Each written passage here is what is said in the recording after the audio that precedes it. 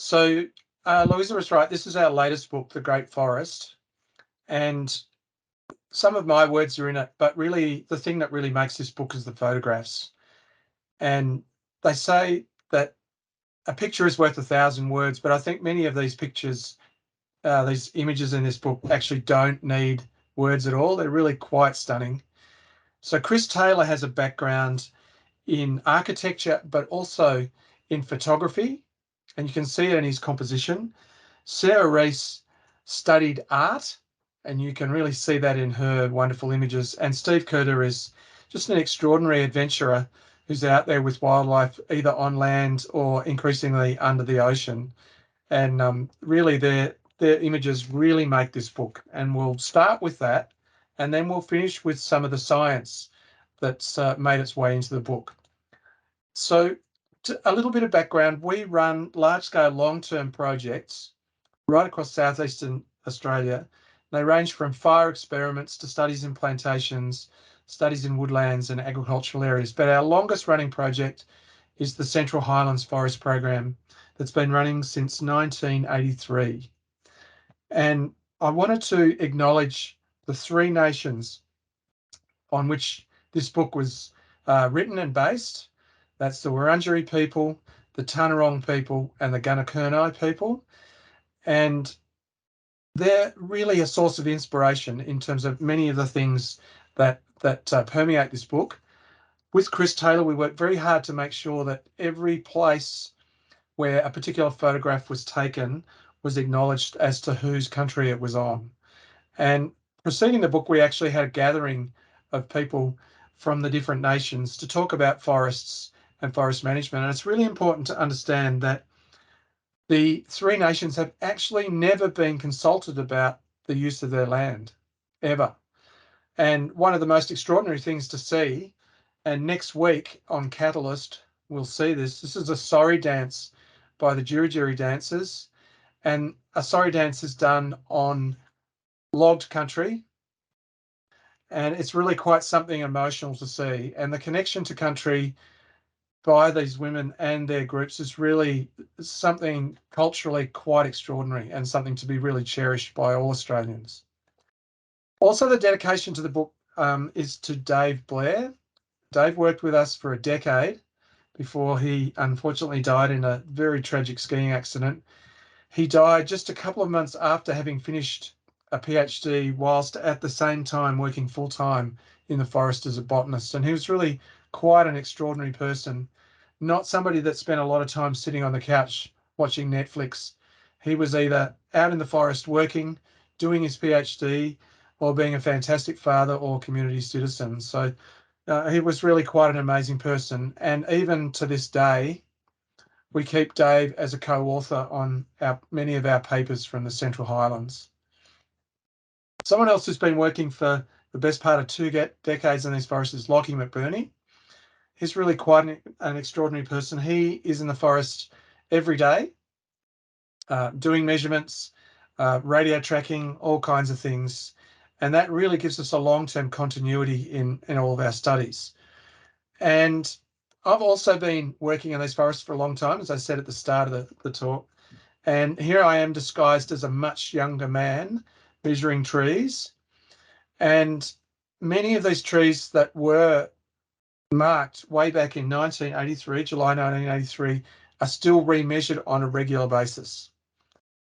And this has also brought me into some interesting interactions with different people. This is Senator Robert Hill, and he's with who was then the local member. And I remember having a long discussion with Robert Hill about the regional forest agreements. And he together with Fran Bailey, who was with here, went on to tell me repeatedly when we were in the forest together that the RFAs were going to solve all problems and we were all going to live happily ever after. And I since look at this photograph and think that it illustrates what I call Brandolini's law, which Brandolini's law is also called the bullshit asymmetry principle. And that means that the amount of work to refute bullshit is several orders of magnitude more than it takes to generate it. And as we know, the regional forest agreements have been nothing short of catastrophic, not only for biodiversity, but also economically, and really the level of uncertainty in the industry, which we'll talk about in a moment. So these forests are really quite stunning. This is one of our long-term sites, site 470, deep in the O'Shanassy water catchment.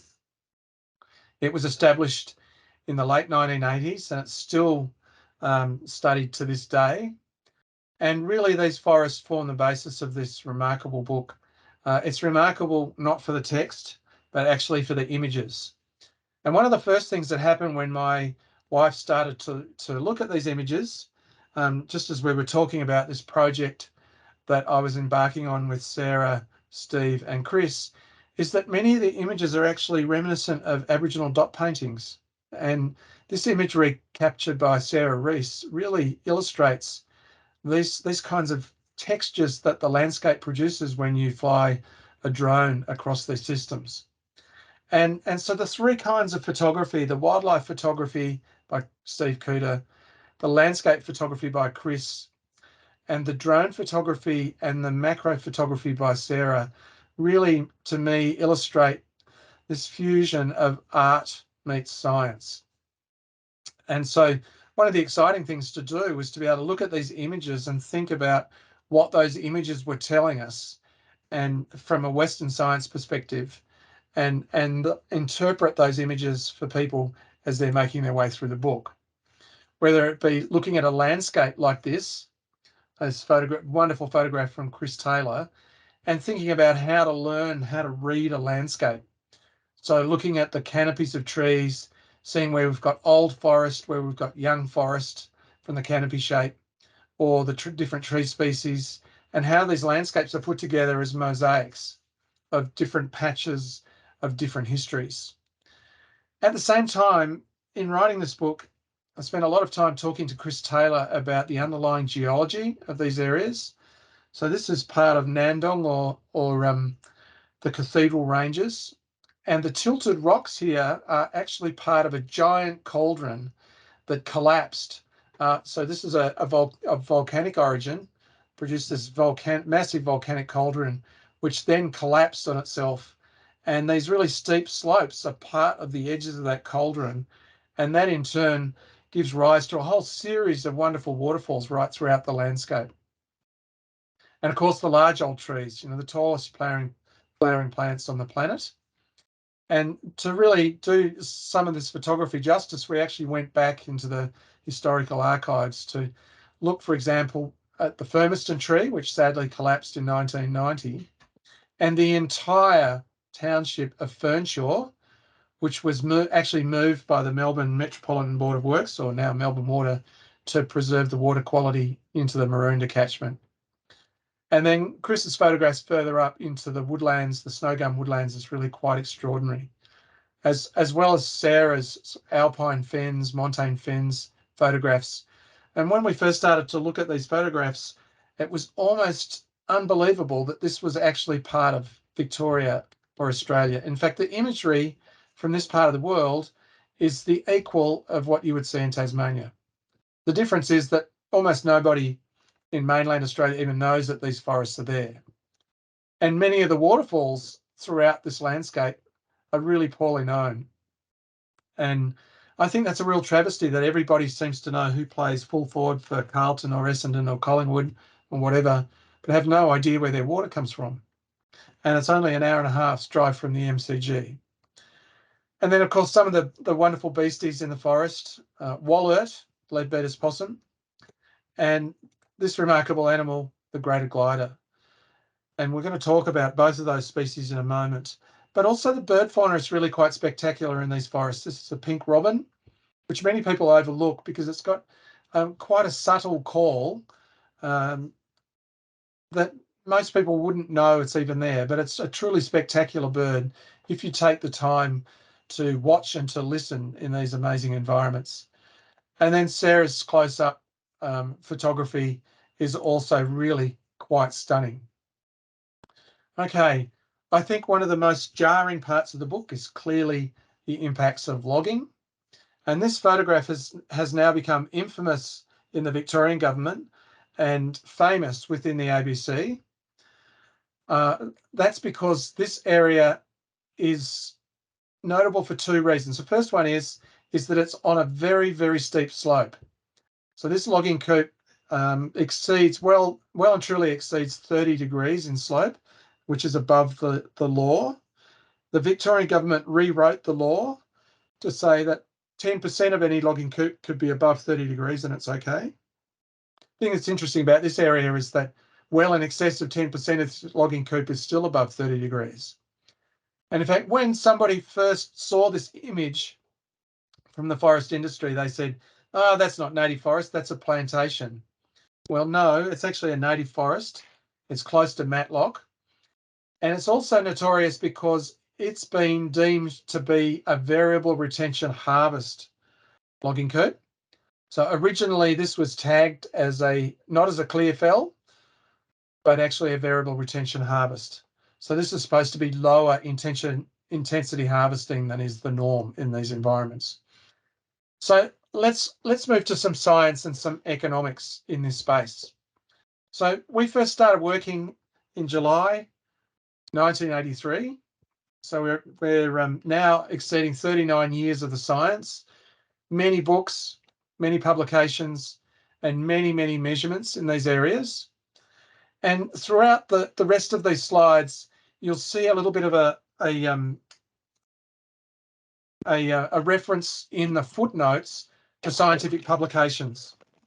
And the reason that I put in these footnotes is that there's a politician in the Victorian Upper House that claims that we don't write peer-reviewed scientific articles, and we've breached the process of peer review. Google Scholar would beg to differ, and so bear with me on these slides because at the bottom we actually put the peer-reviewed publications that relate to the stories that we're telling here. So there's clearly deep trouble in the native forest logging industry. We're seeing a very rapid decline in the resource, for saw logs in particular, quite a sharp decline in employment, roughly 25% in the last 5 years. The industry is demonstrably unprofitable, and there's very high conflict with biodiversity conservation. There's also conflict with other things such as water yields. And we also know that log forests burn at elevated fire severity. So let's start with that last point next. So what was discovered in 2014, this is a paper led by Chris Taylor, was that log forests burn at higher severity for between 10 and 40 years after logging has taken place. So on this graph, you can see the probability of canopy fire, which is the highest severity fire, is about 7 times higher than it is about five years after logging's taken place. And this elevated fire severity lasts for about 40 years before it starts to decline. There was a paper published just a couple of weeks ago from the University of Wollongong that suggests that this elevated fire risk period lasts for even longer in some other forests, up to 80 years after logging. So if we look at that image again, but recast, this is the contrast between logged and unlogged sites. So that left humped shape curve is actually really important in understanding what's happening. And what we also see is that we're not alone in seeing this. So if we go to the 2019-20 fires, because this previous graph was based on fires in 2009 in the Central Highlands, what we see is this analysis from northeastern Victoria for the black summer fires that we had a couple of years ago. And that same hump-shaped curve relating the age of the forest along the bottom here against the probability of canopy burn on the other axis. So this was published in a paper in a journal called Ecosphere. And then subsequently, there was an analysis of data from the entire footprint of the Black Summer fires. And just bear with me briefly while I explain what's going on here. So the different colours, the different coloured dots, relate to what's called FFDI, the Forest Fire Danger Index. So this reflects the conditions at the time of the fire, how windy it is, how hot it is, and how long it's been dry for, and levels of humidity. So what we see is that under high fire danger, forest fire danger index, you always see more canopy damage, higher probability of crown fires. And you can see that in northern New South Wales, southern New South Wales, and Victoria. But the other really important contrast here is that a harvested and logged forest always burns at higher severity than an intact or undisturbed forest. So you can see, for example, at the most moderate conditions in Victoria, there's the difference there. In New South Wales, under extreme conditions, you can see the difference. It's about 83% relative to 90%. And in northern New South Wales, it's even stronger again. It's a bit above 70%, elevates to 90%. So the two take-home messages from this are that logged forest always burns at greater severity than intact forest, always. But the other thing that's really important is that logged forest burning under moderate fire weather still burns at greater severity than an intact forest burning under extreme conditions. Now, that's a really profound outcome and one that wasn't expected. So why does this occur? Well, we know that logging creates a lot of extra debris on the forest floor. You can see that in the background of this image. We know that it dries out the ground layer. We have a lot less tree ferns, for example, in a log forest. It dries the soil and it changes the architecture of the forest in very important ways. First thing is that you end up with a wheat field of young trees that are growing very, very rapidly. And so that takes the fire from the ground layer to the canopy very easily, especially with the understory layer. The other thing is that we know from recent work that a logged and regenerated young forest suffers much more extreme conditions, particularly elevated temperatures and more variable conditions than an intact forest. And this effect will last for up to 40 years. So if we were to log a forest tomorrow, this elevated fire risk will still be there for another 40 years. And the latest work from Ross Bladstock's lab at University of Wollongong suggests it might be out as far as 70 years. The thing that's interesting is that some of these firefighting services, such as the Rural Fire Service in New South Wales, are actually acutely aware of this. If you look just on the map here that was sent to me by the Rural Fire Service for the Carawan Fire, which is close to Bateman's Bay, you'll see these safety notes. High fuel loads, forestry slash. Really important to be aware that the Rural Fire Service is actually understanding that this is a severe problem. So the industry has said, well, if it's very flammable, we'll solve the problem by thinning the forest. And our response is, okay, well, let's have a look at the data. What do the data show in terms of thin versus unthin forest? And we looked at this in a paper that analysed data after the 2009 fires and another paper after the 2019 and 20 fires. And the answer is thinning either doesn't help or in some cases it actually makes it worse. And really the inspiration from this work actually came from Chris Taylor's photography of areas that were intact forests, then they were thinned, commercial and industrial thinning, and then which burn at very high severity. Okay, now let's move to another problem. We're moving away from fire now towards the issues with biodiversity. And what we've discovered from an analysis of the Victorian government's data sets that were published in this paper here in Austral Ecology a couple of years ago is that the areas targeted for past logging and also future logging under the timber release plan are also those areas of highest conservation value for threatened species in Victoria. Excuse me. And indeed, the Vic Forest Legal Counsel in a recent court case, Mr. Paul, he stated that the vast majority of logging coops contain habitat moulded with a high likelihood score for animals such as the greater glider. So Vic Forests know that they're logging in places that are really important for biodiversity, and their legal counsel has admitted that. But what we also see is that particular species that we've been monitoring for a very long time now, well over 20 years, are undergoing really quite substantial declines. So leadbeater's possum is now found at half the sites that it was in 1997. So the patterns of site occupancy are declining dramatically. Even faster is the greater glider. So this animal has been lost from 2/3 of the sites that it formerly occurred at in 1997. And this animal is in deep trouble everywhere we look in southeastern Australia.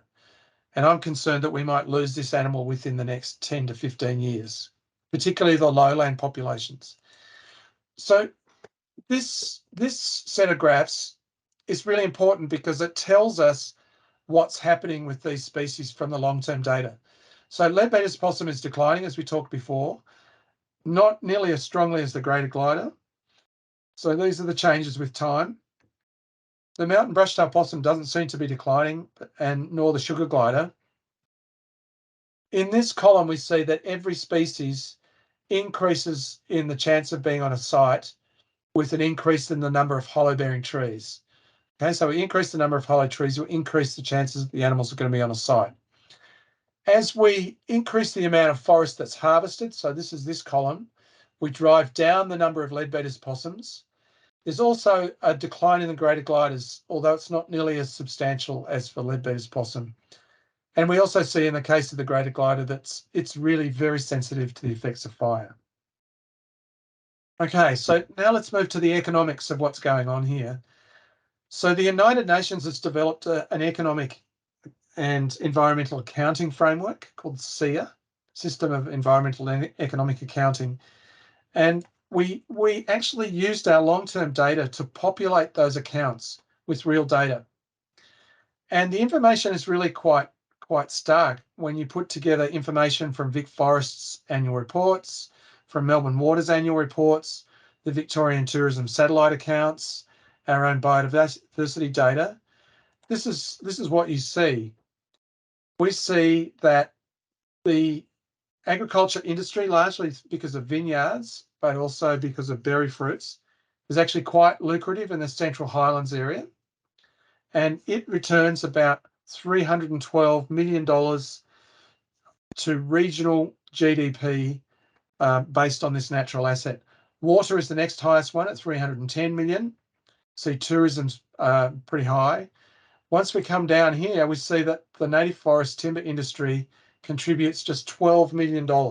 It's actually about a third of the plantation industry in the same region. And this is a shadow price for carbon of $12.23, which is about a quarter of what it is at the moment. And yet carbon is still roughly 4 times the value of native forest timber. Now I have this little ditty up here that Vic Forest advises that the East Gippsland forest operations has been running at a loss and is uncommercial. So actually, let's look at this in a little bit more detail. This is from a business plan that was sent to me from Vic Forests, and it says East Gippsland FMA not profitable, and it loses 5.5 million per annum, and it's not commercial. And you can actually see these kinds of problems in Vic Forest's own books, where the extent of their losses has quadrupled in the past 4 years. And then there are other organisations like PricewaterhouseCoopers, this comes from their report, which indicates that the amount of investment needed for one full-time equivalent job in the native forest sector is almost 10 times what's needed in the plantation sector, and many multiples higher than, for example, service industries. And so it's a very expensive process to keep just one person employed in this space. So we can actually do the trade-offs here, and we have done this. The Parliamentary Budget Office has also done it. We can see that Victoria will be close to $192 million better off without a native forest sector, because you get gains in other sectors such as carbon sequestration, you get more water, you get more tourism, the value of plantations increases, etc.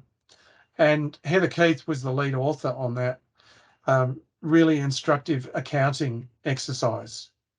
So the data for this come from existing government reports, really important. Now, the other thing that's really important in this space is the long-term certainty of an industry, even just 8 years out to 2030, depends on an availability of resources for the industry itself. So we've actually looked at this in terms of what's going on with fire regimes relative to rotation times for cutting timber. Now, the normal fire frequency in some of these really wet forests should be about somewhere between 75 and 150 years. We know that the normal optimal sawlog rotation time, where you would go back into a forest and cut sawlogs after it was previously cut, is about 100 years. So we can relate the fire frequency to the timber rotation, and we discover that to grow a forest tomorrow, so it can be a sawlog producing area, which is about 80 years, you've got only a 20% chance, 0.21, of that forest ever growing to that 80-year period. Putting it another way, it means that there's a 4 in 5 chance that that forest will burn before it gets to produce a sawlog. And if you want to log your sawlogs or create your sawlogs at a 100-year-old forest, it's less than 15% chance of reaching that age. So there's a very high level of uncertainty now in these forests that are burning so frequently, remembering that young forests are highly fire prone and burning more frequently. And Chris Taylor and I looked at this in particular, and it's quite sobering, the analysis that was done from this work. What we see is that since 2003, we've had 3 megafires. So a megafire is more than 1 million hectares. So we had one here, another one here, and another one in the Black Summer fires. There was 1 megafire in 1939, and there was 1 megafire in the late 1800s. So we're really seeing some pretty stark changes in the size of fires that are occurring across the landscape. But also we're seeing quite big changes in the frequency with which fire is burning in parts of the landscape. So we're seeing places now that are burning 2, 3, and 4 times in the last 25 years, when they should burn about once every 75 to 150 years. And if you look at what's happening to the industry is now competing with fire for the resource, and fire is winning. 60% of everything that was planned to be logged in East Gippsland in the next 5 years in the timber release plan actually got burnt in the last fires, and 30% statewide were burnt in those same fires. And the impacts of that you can actually see on the ground. Here's this infamous photograph again taken by Chris Taylor, who actually walked and measured these slopes. And anybody that tries to walk a 35 to 37 and even 40-degree slope, you actually don't walk them. In many places, you've actually got to climb them. And you can see the extent of the slopes here. You have to cut benches into the side of the hill to access your excavators and logging equipment. It's really quite extraordinary. So we've analysed this, and in this paper, we actually showed that nearly Sorry, David, sorry to interrupt. We're just having a bit of trouble with sound. You're buffering in and out a bit. Is it okay if you turn your camera off and maybe just speak? I think that might, we're hoping that might help a bit. Okay, sure. I can hear you fine, but there's a couple of people that it's not working for. So sure. Sorry to interrupt your flow there. No, not at all. So what happened when we analysed these areas with the government's own spatial data sets is that we discovered that nearly 3/4 of the logging coops that were analysed were above 30 degrees. And many of these logging coops have harvest exclusion zones that have actually been logged. And in the more recent work we've done, the Victorian government said, oh, we used different data sets to yours and we didn't find any evidence of a problem. So we got the Victorian government's data sets on FOI, had to pay $1,500 to do that, and discover that the problem is not nearly as difficult as we thought. It's actually much worse. So it is a really severe problem, and it's really emblematic of the difficulties now in finding timber. There is no reason to log these really steep slopes unless you've got almost nowhere else to go to cut the forest. So I think it's really important in the final stages to think about what's happening here. This is not the end of the timber industry. We need to realise that almost everything that's cut in a native forest is actually going into the wood chips and paper pulp stream, and that we're getting hardwood pulp logs from plantations in Western Victoria and exporting 75% of them overseas, which is crazy. So almost all of the sawn timber in Victoria already comes from plantations, from a relatively small amount of land cover. And most people are actually employed in plantations already. And they're also more defendable against fire. So if I think about the future of the native forest industry, I think it's time to exit. And I think it's time to do it very quickly. And we need to do this to better manage biodiversity, to better manage fire, to better manage carbon and water. And we do know from other work that was published 2014 that if we source our wood products from plantations, they produce less greenhouse gas emissions than sourcing our timber from native forests, and we get a much higher return on that asset. So we need to focus on plantations and their design. We also need to focus on our urban forests in Melbourne and elsewhere, and think more deeply about farm forestry and the use of forests in landscape restoration. So then we come back to the Great Forest itself, which I think is really important. We need to better protect these kinds of forests, and we need to declare the Great Forest National Park, but we also need to discuss the name of the park with First Nations people and how First Nations people can work on country to really make a difference to its management. And by rapidly exiting from native forests, we'll save the state quite a lot of money. And we can also convert Vic Forest to Vic Carbon. There's serious money in carbon if we get the right methodology in place.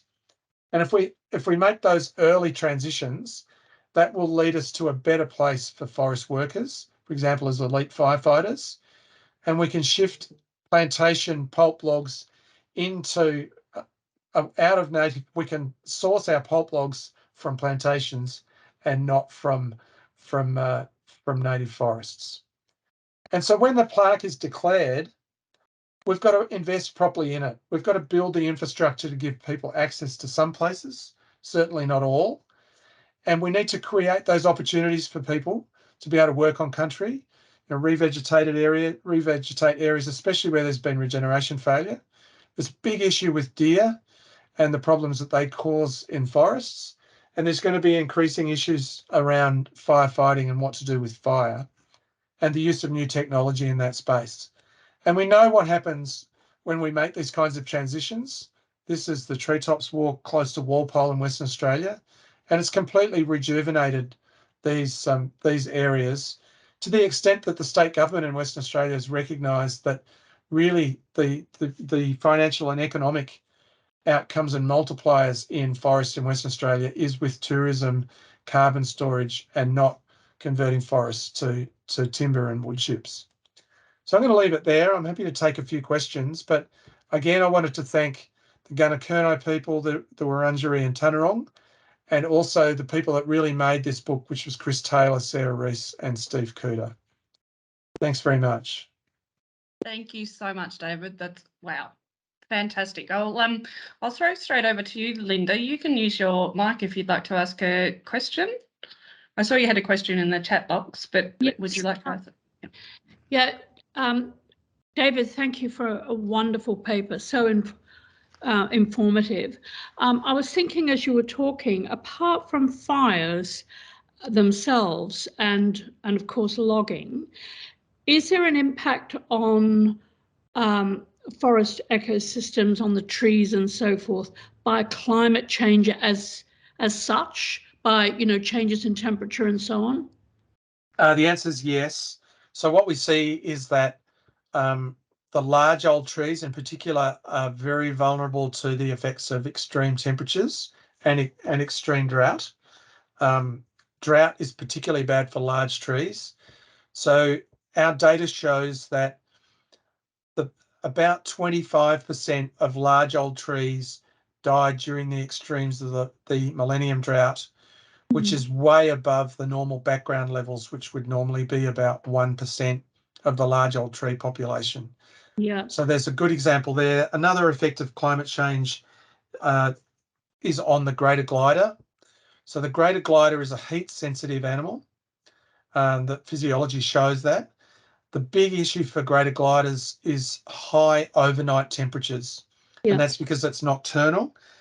And so greater gliders need to when it gets very hot, they can't feed for very long, but they're not animals that hold a lot of body conditions, so they need to eat all the time at night, and every night they have to come out every night.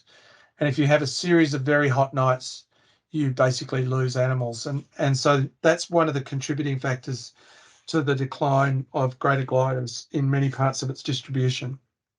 Thank you very much. Joe's just asked a question. Are there issues with man-made chemicals used in forestry, veg, etc., and also firefighting airdrops? That's not an area I know much about. In the native forest sector, I know that in the plantation sector, there are some places where fertilizer is used, and that can have some knock-on effects on eutrophication in streamside and aquatic environments. And sometimes that leads to algal blooms or pulses of species like blackberries that seem to like high nutrient environments. It's not the same in native forests, where sometimes the problems are more to do with sediment movement, where you don't have appropriate streamside buffers in place. And that's one of the reasons why we have deep concerns about logging on very steep slopes, because those slopes tend to get very unstable, particularly with some of the rock types around Mount Matlock and elsewhere that are clearly well above 30 degrees and are quite unstable and shouldn't be logged. I should say something that I didn't mention previously is that we know that fire burns at high severity on steep slopes. And so by logging and regenerating forest in very steep country, where fires are more likely to burn at higher severity, you've got a double whammy of steep slopes and young, highly flammable forest. It's absolutely insane to be logging in these kinds of environments, because what you get from the forest is pulp. It's not saw log, and it's very low productivity. So I think it's inexcusable that this is going on. It's actually getting worse, not better. The forests are now, as a result of increased fire activity, they're more fire prone. What would be your recommendation in terms of sending helicopter, fire bombers in to put the fires out straight away before they even take off? Do we need to sort of stop natural fires occurring for a while? Okay, so significant parts of our landscapes are now more flammable than they've probably ever been, and that problem is exacerbated by climate change. So what do we need to do? The first thing is we actually need to stop making forests more fire prone. So let's get the logging out of these kinds of areas, not only for fire problems itself, but actually human safety issues. So given that so much of the landscape is so flammable, what are we going to do? One of them is, I think we need to use new technology. So lightning strike modelling is a really important one, but we can also use drone fleets to be able to detect ignitions very quickly.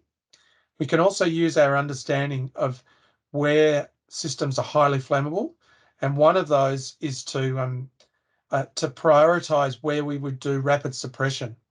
So it's now possible to use heavy-duty unmanned drones to drop payloads of water directly where there is an ignition. So with the engineering department at ANU has been looking at what the size of a drone fleet would need to be to detect an ignition either by an arsonist or by a lightning strike within 5 minutes. Oh, wow. And then to be able to deliver a payload of water, basically to drop it in an area the size of a standard house within 15 to 20 minutes. And essentially the thinking there is to be able to extinguish fires very quickly before they get out of control, which is extinguishing fires while it's still possible to do so. And the beauty of running drones to do the detections and then also to drop the payloads is that even when you're under extreme conditions, when it's very windy, you've got a lot of cloud that a satellite can't see through, the drones can still detect fire through infrared and other sensors. And then we can prioritise which ones we should extinguish most quickly. So if it's young regrowth forest that's 20 years old, where you're going to have very high severity fire, it's very flammable, you might target those very quickly versus, for example, a lightning strike in an old forest or a lightning strike in a patch of heathland, which is less of a priority to extinguish. So there are ways of starting to rethink the technology here. The other issue is that we are going to need to do prescribed burning, but we need to focus it close to where it matters, which is where we're protecting people and property, not in far off remote parts of the landscape. And therein, I think, lies the ability to use the incredible skills of logging contractors who are very good at heavy machinery. So for protecting areas under extreme conditions, but also helping to focus our hazard reduction burning activities close to people and property. And we know from some other work that we've been involved in Western Australia that if we do prescribe burning and then walk away from it, eventually the forest becomes more fire prone for a prolonged period of time for exactly the same reasons as log forest becomes fire prone. And so that's why we need to focus on prescribed burning close to where it matters and do it frequently to prevent a prescribed area then developing into that successional stage, which is very flammable. So there are things we can do and we can do better. And we're going to have to change the psyche of some of these organisations that want to burn very, very large areas that are very remote, which will actually not really have much of an effect, and in some cases will make it worse. Yeah. It's sort of a mythology that's been put out there in the world, hasn't it? That less fuel, less fire.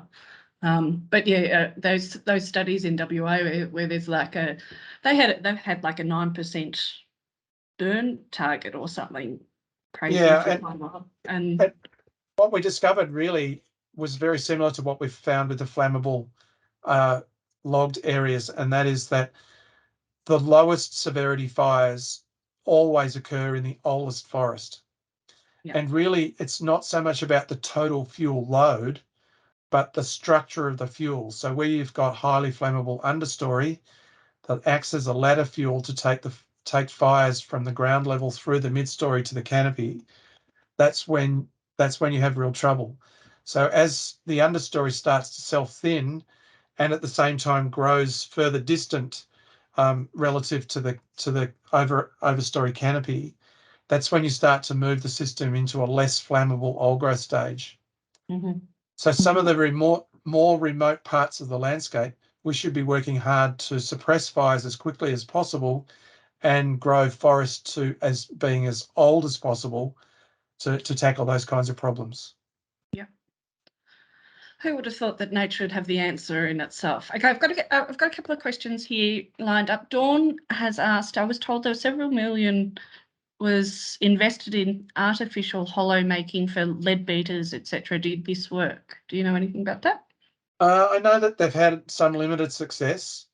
I think it deflects from the deeper issue, which is why would you be cutting trees down in the first place? So we know that there's very little old growth forest. The nearest old growth in the areas that support leadbeater's possum is by and large the 1939 forest, which is 83 years old now. It's got about another 40 years before it starts to really first begin to develop hollows. So why are we still cutting those trees down? Because they're the next nearest old growth. Really what's going to happen here is we're going to get animals like leadbeater's possum and greater gliders and yellow-bellied gliders that are becoming so much at risk. Why are we even there in these places? Now, we know this now. It's absolutely environmentally bankrupt that we should be still logging when we know that these species are so vulnerable. And all of the analysis shows that all of the timber release plan coops are going to target high conservation value areas. We've done the analysis with the government's own data layers. It's insane to keep this going at such big losses for the next 8 years. It's actually economically and environmentally bankrupt. And putting out nest boxes and digging hollows might make you feel good, but it's really quite silly in terms of a counterintuitive policy. It's a poor offset if you think about it, to cut the forest down and then have to run around and put bloody nest boxes out and drill holes in trees. Just leave the goddamn forests alone to give it the greatest chance of becoming old growth. And the expert species threatened species commission indicated threatened species commission show that there should be no more logging of wet ash forest within the distribution of leadbeater's possum. It's crazy. So we've got a question too from Jo. She's asking, is there much peatland up in the Great Forest area? Has that been mapped? I'm not sure that we'd really call it peatland. It's sort of, there are some bog areas and the montane fens. I'm starting to get a little bit outside of my area of expertise here. Yeah. But I'm not sure you'd call it peatland. Can I take that question on notice and have a look look at it in a bit more detail? Because I wouldn't want to wax lyrical on something that I'm actually not like fully across. Yes, good. All right. Okay, so Irene has asked, how close to properties on the edge of bush do you think prescribed burning should be allowed? So the analysis that was done following the 2009 fires it was led by my colleagues Phil Gibbons and Jeff Carey, looked at house loss and property damage associated with that fire. They've also looked at the more recent Black Summer fire, and the data from the 2009 fires suggests that prescribed burning needs to take place within about 500 metres or so of property, and it has a slight suppressive effect if it's done in the last 3 to 5 years. So I can send that paper if people want to look at it. One of the things that's really important to understand is that under extreme conditions, it doesn't matter what you've done, how much prescribed burning, under extreme conditions, you'll have catastrophic fires. In Canberra 2003, there was nothing between the mountains and the city. It was just heavily overgrazed horse paddocks with nothing but horse manure in the paddocks. And the fire burned across there within half an hour into the city. Under those extreme conditions, massive movements of air, super dry air, those kinds of things. And I think the Victorian government's response in the 2019-20 fires was the right one. Under those extreme and catastrophic conditions, indicating to people that they should actually leave, I think was the right thing to do. Because there are times when it becomes undefendable, and it is possible to rebuild your house. Although I understand fully how difficult those things are. I lost a lot of friends myself in the 2009 fires, but it's better to still be alive than not. And we're seeing these really extreme conditions. So, as I pointed out, this construct before called the Forest Fire Danger Index, FFDI. In my lifetime, the number of extreme days under FFDI has gone up tenfold since 1960. Oh my gosh. Yep. Yeah. So these are extreme temperatures. And it seems to be sort of cataclysmic, like it goes, with every year it sort of escalates even further. Yeah, that's because what's happening is that our temperatures are increasing. We've seen that in an analysis, a Victorian level analysis that we're doing right now. I have to finish another paper this afternoon, and then tomorrow I'm starting on the revisions on a fire frequency paper. And that shows that rainfall is declining. Temperatures are increasing. We've kind of already known that. But we see that reflected in the changes in fire frequency, and we see that reflected in the changes in the number of extreme forest fire danger index days.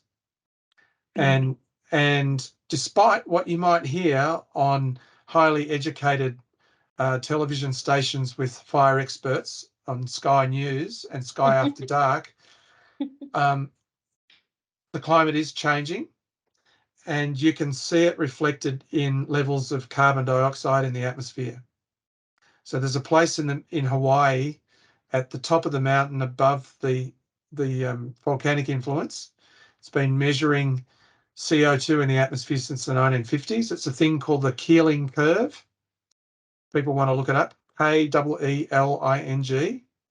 The Keeling curve shows the concentrations of CO2 in the atmosphere since the 1950s.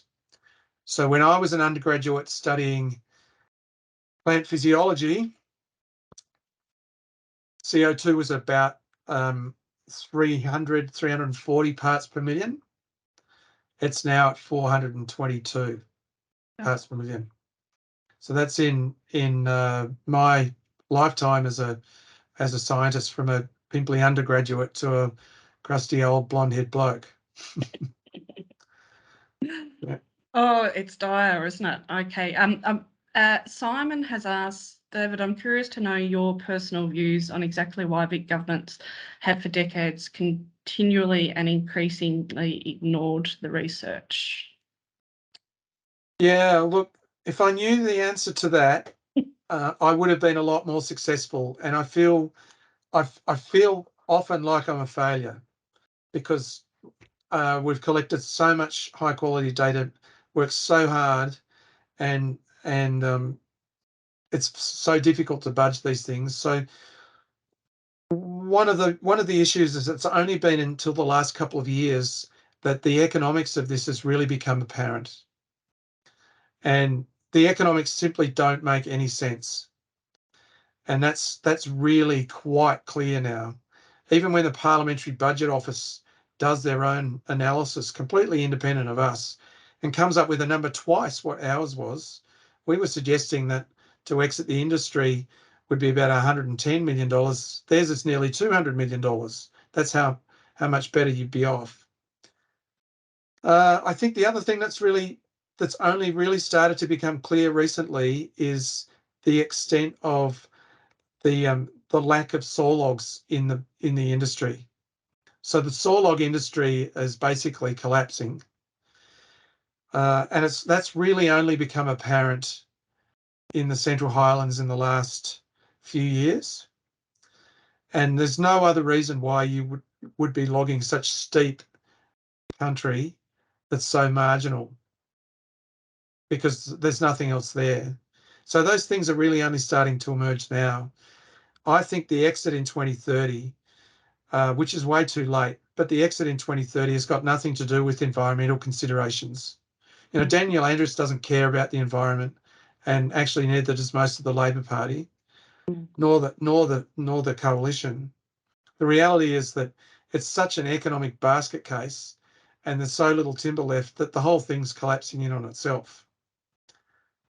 But it's very hard to fight against highly vested interests.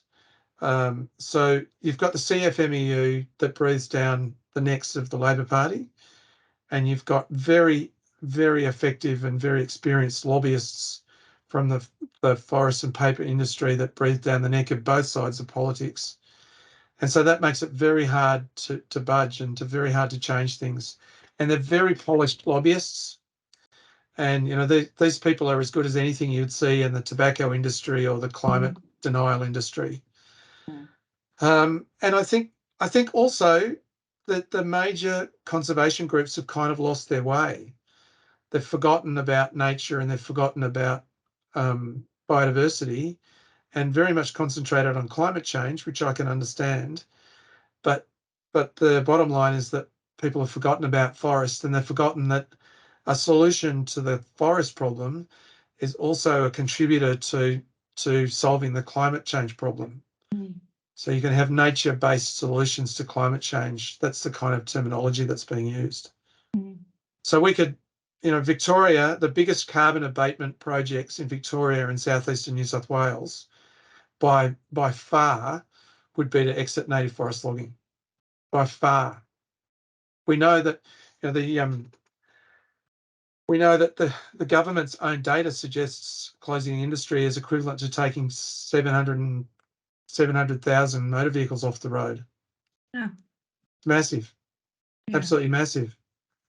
Yeah. And New South Wales, the shifting out of native forests into plantations would be the biggest carbon abatement project by a massive amount. Yeah. A truly massive amount. Yeah. Okay, I'm conscious of time now, David, because we've run a bit over, but I've got a couple of questions to go through quickly. Are you happy to keep going? Because we've gone over our allocated time and you've got a paper to write. The other thing we could do is save these questions and send them through to you as to respond to another time, or? I'm happy to answer questions for a bit longer, Okay. because my son's got COVID. I'm grounded, so Okay. I'll be writing. I'll have to skip my episode of Bachelorette or whatever and keep writing my scientific papers. All right. Okay. Mary has asked, David, do you have you any idea of how to manage previously logged forests that have been burnt and seeded with a monoculture of silvertop after logging stops? Oh gosh. Okay, so good question. Let's just paint a deeper picture for people. So, as a consequence of widespread logging in southeastern New South Wales, northeastern Victoria, in those lowland forests, the composition of the forest has been shifted towards silvertop ash. Now, silvertop ash is a fantastic tree for making wood chips, but it's a terrible tree for koalas and greater gliders. It has a very large panoply of nasty toxins in the leaves. And essentially what's happened is that we've created vast greater glider and koala deserts as a function of changing the composition of the forest. The problem is that silvertop ash is also highly flammable, and it's a self-perpetuating cycle, because the more it burns, the more the other tree species are killed off, the more the system gets dominated by silvertop. So the postdoc that's working on our greater glider project, very talented young scientist Kara Yongatob, has engaged with some people in northeastern Victoria to do some thinning work to see if it is possible to change the composition of the forest back towards something that would be appropriate for gliders and koalas. Now, this is going to, if we're going to do this at larger scales, this is going to be a massive effort, because there's a lot of thinning. So this is ecological thinning. It's not commercial thinning. It's ecological thinning, and then replanting with other tree species that are non-silvertop. So we're just in the early to mid stages of that. We've done an effort log to work out how much work it is, and it's a lot of work. And then we're going to think about the scale at which we would need to do this to make a difference to gliders and koalas. And we know that the changes in the composition of the forest as a consequence of disturbances by logging and fire have had a big impact on those two species, which are now very rare in lowland areas. So when I was a young thing in a galaxy far, far away, a long, long time ago, the greater glider was the most common critter that you would see when you were doing field surveys. Now it's extremely rare. And, we wrote a paper more than a decade ago on how to make a common species rare, and that was the greater glider. And it's in lots of trouble. And so thinking about how to convert some of these forests towards things that a system that species can eat is going to be very important. It's the basis of what we call nutrient landscapes for these kinds of animals. And so thinning at the moment seems to be one way to go, but it's not a commercial thinning operation with massive machines. It's a bit different at this stage to work out where we're at. Okay, thank you. Rachel has asked, has there been any successes in litigating big forests? Are there people in the industry prepared to accept the science? I know that there has been some successes. Steve Meach is going to talk to his successes tomorrow morning. Yes, there has been quite a number of, I think the score at the moment is about 12-1. I think Vic Forest has won one and lost the other 12. That's good. And there's about another 12 that are 10 or 12 that I'm aware of that have been put up. The bottom line is that Vic Forests are logging areas of high conservation value. Their own data shows that. Their own legal counsel admits that. If they can't log areas with endangered species, they're going to go bankrupt, which is kind of a moot point because it seems to me they make massive losses anyway. We know that Vic Forest has illegally logged extensive areas on steep slopes. We know that they've worked to change the law to try to make what was illegal now legal. So, yeah, I'm not sure when it'll be that court cases around that space occur. So there's been, and then there are other issues to do with cutting down landscape screens around roadsides, all kinds of manners of things that are really important in this space. So I would say that Vic Forest is not up to the ability of properly managing the state's natural forests. You know, in their calculations of sustained yield, they do not take into account the potential losses of forests due to fire. So how can that be best practice management when, and this is one of the most fire-prone parts of the planet, and you don't account for that in your sustained yield? Of course, you're going to massively overcut the forest if you don't take those things into account. Yeah. Okay. Now I am really conscious of time, and we've got another session this afternoon, David. It's been wonderful, and I'm scrolling through. We could probably be here for the rest of the afternoon talking. So I will be making copies of the transcript, and I will pull out all of your questions. I also wanted to let everyone know, I don't know if I already mentioned this, we are recording. So for those of you who maybe had a few issues with hearing David at the start, we're going to put that up for you guys to see later. So David, I just can't thank you enough for sharing all of your knowledge and expertise. It's I know I'm going to revisit this session quite a few times. I'm happy if people want to send me an email. Yep. And they're looking for something, you know, the evidence of change in species composition in, you know, forests for trees, or logging on steep slopes, or the fire and logging relationship. I'm happy to send people materials. That's not a drama. Right. I just add it to the pile of emails that comes in every day. That's all fine. Okay. All righty. All Thank you right. very much. Thanks for everyone's Thank you. time. Cheers. Oh, thank you. Much appreciated.